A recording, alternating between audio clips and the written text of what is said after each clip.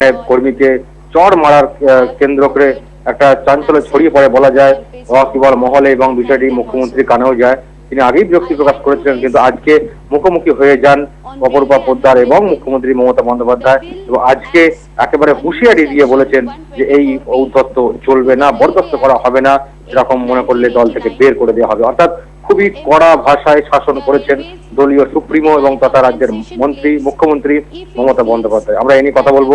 আমাদের কলকাতার প্রতিনিধি শেখ মফিজুল ইসলাম এই মুহূর্তে আরামবাগ টিভির ফোন লাইনে রয়েছে। মফিজুল, বিষয়টা কি ঘটেছে অ্যাকচুয়ালি?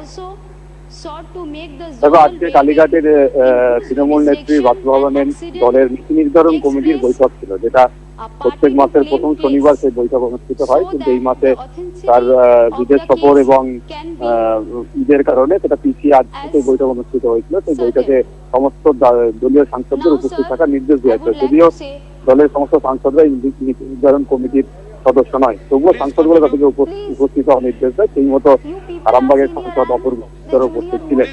কিন্তু আজকে যেটা আমরা বিভিন্ন সূত্র মারফত জানতে পারছি যে বৈঠকের বেশিরভাগ সময়ই কিন্তু আরামবাগের সাংসদ অপরূপা পোদ্দারকে কেন্দ্র করেই বেশ কিছু তিনি কথাবার্তা বলেন, এবং সেখানে কথাবার্তা বলতে গিয়ে বেশ তাকে তীব্র ভাষায় একটা ভর্ৎসনা করা হয়। ভর্ৎসনা পাশাপাশি তাকে হুঁশিয়ারিয়ে দেওয়া হয়েছে। এই কারণেই গত কয়েকদিন আগেই ডানকুনি টোল প্লাজাতে বাইকে করে আসছিলেন অপরূপা পোদ্দার। সেই সময় টোল দেওয়া নেওয়াকে কেন্দ্র করে টোল প্লাজার যে কর্মীরা তাদের সঙ্গে একটা বচসা হয়। বচসা হতে হতে হঠাৎ করে তার অভিযোগ যেটা যে অপরূপা পোদ্দার এক কর্মীকে সপাটে চড় মারে। এই অভিযোগটা কিন্তু কয়েকদিন আগেই তৃণমূল নেত্রী মমতা বন্দ্যোপাধ্যায় রাজ্যের মুখ্যমন্ত্রী তার কাছে এসে পৌঁছায়, তার কানে পৌঁছায়। কথাটা শোনার পরেই তিনি বিরক্তি প্রকাশ করেছিলেন, কিন্তু সেই সময় যেহেতু অপরূপা পোদ্দার তার সামনাসামনি হয়নি তারপর থেকে, ঘটনার পর থেকে, তার কারণেই তাকে ঠিক মতো এই বিষয়ে ভর্ৎসনা বা হুঁশিয়ারি বা কোনো পদক্ষেপ মুখ্যমন্ত্রী গ্রহণ করতে পারেনি। আজকে দলের নীতি নির্ধারণ কমিটির যখন বৈঠক হয় কালীঘাটে, সেই সময় অপরূপা পোদ্দার উপস্থিত হওয়ার সঙ্গে সঙ্গেই তাকে লক্ষ্য করেই মুখ্যমন্ত্রী বলেন সরাসরি তার নাম করে যে অপরূপা, তোমার মধ্যে অনেকটা ঔদ্ধত্য আমরা লক্ষ্য করছি। টোল প্লাজার কর্মীকে যেভাবে মারধর করা হয়েছে, এটাকে দল কোনোভাবেই বরদাস্ত করবে না। যদি নিজেকে শুধরে নিতে না পারে তাহলে ভবিষ্যতে দল থেকে বের করে দেওয়া হবে।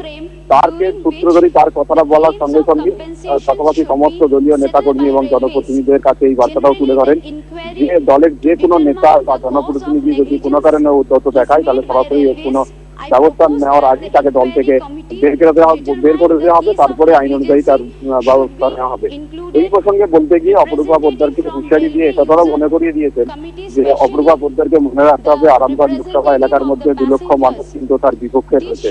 এই কথাটা যেন তার সবসময় মাথায় থাকে এবং আগামী দিনে যেন এই বিষয়টিকে লক্ষ্য করেই সে চলাফেরা করে, এবং যদি এরপরেও এই ধরনের কোনো ঘটনা ঘটে থাকে তাহলে যে টিকিট দেওয়া হবে না পরবর্তী নির্বাচনের ক্ষেত্রে, সেই কথাও কিন্তু পরিষ্কার বৈঠকে জানিয়ে দিয়েছেন তৃণমূল সুপ্রিমো।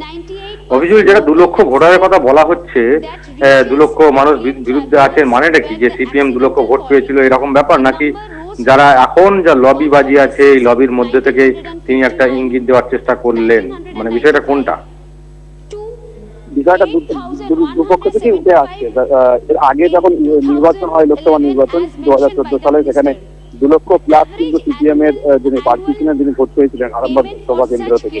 সেই বিষয়টিকেই মনে করিয়েছিলেন যে এই 2 লক্ষ মানুষটার সংখ্যাটাও কিন্তু কম নয়। আগামী দিনে যেহেতু 2019-এ ভোট এখনো বেশ কয়েকটা বছর রয়েছে, এর মধ্যে রাজনৈতিক পরিস্থিতি যে কোনো মুহূর্তে পাল্টে যেতে পারে। ফলে ওই 2 লক্ষ ভোটটাই হয়তো তার কাছে একটা ফ্যাক্টর হয়ে যেতে পারে যদি পরবর্তী আগামী নির্বাচনে তাকে ওই কেন্দ্রের প্রার্থী করা হয়। তাই সেই কারণেই তাকে মনে করে দেওয়া হয়েছে, কারণ নেত্রী এটাও মনে করেছে যে অন্যান্য নির্বাচন কেন্দ্র থেকে অনেক সাংসদ যাদের এই জয়ের ব্যবধানটা কিন্তু আরো বেশি রয়েছে, অর্থাৎ বিরোধী প্রার্থী রয়েছে তাদের সঙ্গে এবং শাসক দলের প্রার্থীর মধ্যে একটা ভোটের ব্যবধান, সেই ব্যবধানটা অনেক বেশি। কিন্তু অপরূপা পোদ্দারের ক্ষেত্রে কিন্তু সেই ব্যবধানটা খুব একটা বেশি নয়। 2 লক্ষ ভোট বিপক্ষ দলের প্রার্থী পাচ্ছেন মানে সেখানে আগামী 2-3 বছরের মধ্যে আরো অনেক কিছু পরিবর্তন ঘটতে পারে। সেক্ষেত্রে হয়তো তাকে সামলে নেওয়া কঠিন হয়ে পড়বে, এবং সেটা সামলাতে গেলে তাকে নিজেকে মানুষের সঙ্গে ভালো ব্যবহার করতে হবে। এই ধরনের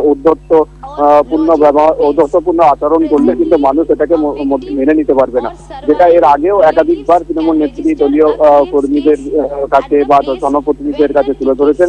সেই বিষয়টাকে ব্যাখ্যা করতে গিয়ে এই বিষয়টা তুলে ধরেছেন যে 2 লক্ষ মানুষ তার বিপক্ষে ভোট দিয়েছে, এই 2 লক্ষ মানুষকে যদি নিজের সমর্থনে আনতে হয় তাহলে কিন্তু তাকে আচরণ ভালো করতে হবে, ব্যবহার ভালো করতে হবে, মানুষের সঙ্গে যোগাযোগ রাখতে হবে, এবং যারা ঔদ্ধত্যপূর্ণ ব্যবহার করে তারা যে মানুষের সঙ্গে ভালো ব্যবহার করে না সেটা কিন্তু এক প্রকার পরিষ্কারভাবে ইঙ্গিত করে দিয়েছেন। সব মিলিয়ে এই ঔদ্ধত্যপূর্ণতার আচরণের কারণে দলের বিরুদ্ধে যে একটা একাধিক গোষ্ঠী রয়েছে সেই অভিযোগটাও কিন্তু তার অজানা নয়, অর্থাৎ তৃণমূল নেত্রীর কাছে অজানা নয়। সেই বিষয়টিও কিন্তু আজকে সরাসরি উল্লেখ না করলেও তাকে বুঝিয়ে দেওয়া হলো যে দলীয় কর্মীদের সঙ্গে ভালো ব্যবহার করার পাশাপাশি সাধারণ মানুষদের সঙ্গে ভালো ব্যবহার করতে হবে। কারণ যে টোল প্লাজার কর্মীকে তিনি চর মেরেছিলেন বলে অভিযোগ উঠেছে, সেই টোল প্লাজার কর্মীও কিন্তু একজন সাধারণ মানুষ, তিনি দলীয় কোনো কর্মী নয়, একজন টোল প্লাজার কর্মী। অর্থাৎ মানুষের সঙ্গে যদি ভালো করে ব্যবহার করতে না পারে তাহলে আগামী দিনে তাকে পরবর্তীকালে টিকিট দেওয়া হবে কিনা সেই বিষয়টা ভাবনা চিন্তা করছেন তৃণমূল। ওকে, অসংখ্য ধন্যবাদ।